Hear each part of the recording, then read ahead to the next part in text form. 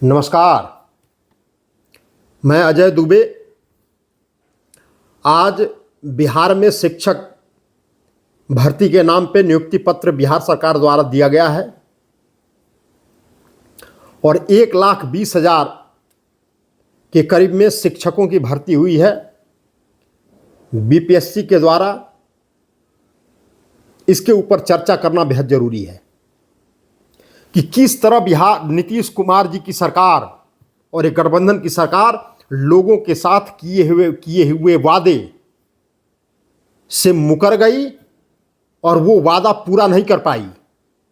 मैं ये बात इसलिए बोल रहा हूं कि बिहार का नौजवान पढ़ लिख करके बाहर के प्रदेशों में वो मजदूरी करे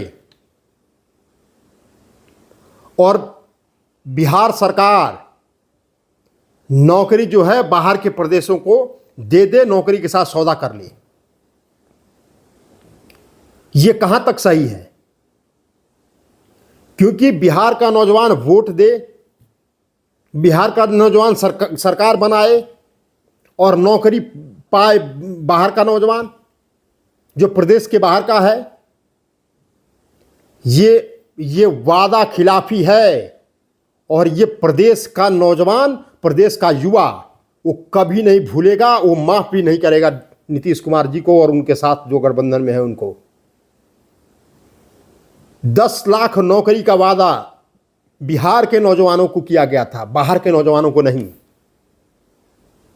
10 लाख नौकरी बिहारियों को देने की बात हुई थी, बाहरियों को देने की बात नहीं हुई थी।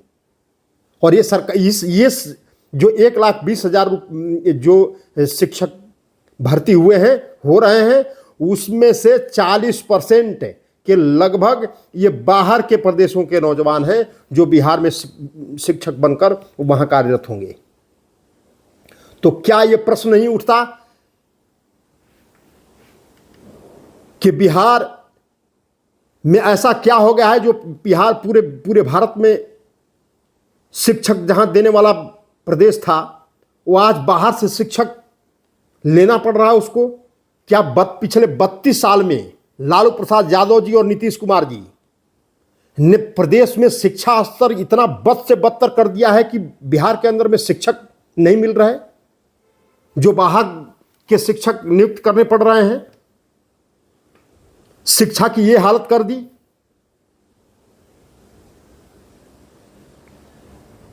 अब क्या हो गया? जहां आप घूमकर पूरे देश में और खास करके नॉर्थ इंडिया में अगर देख ले तो बाहर के प्रदेशों में सबसे ज्यादा टीचर अगर बाहर के प्रदेशों में है तो वो टीचर का संबंध बिहार से है। बाहर के प्रदेशों में जो प्राइवेट कोचिंग करने वाला और ट्यूशन पढ़ाने वाला अगर कोई युवा और कोई नौजवान है तो वो हमारे बिहार प्रदेश से बिलोंग करता है वो। और आज ये दो लोगों ने 1990 से लेकर और 2023 तक बिहार की हालत ऐसी खराब कर दी कि बाहर से टीचर इनको, बाहर के नौजवान, बाहर के युवा को, बाहर के प्रदेश के युवाओं को टीचर के रूप में नियुक्ति करनी पड़ रही है। दूसरा प्रश्न ये उठता है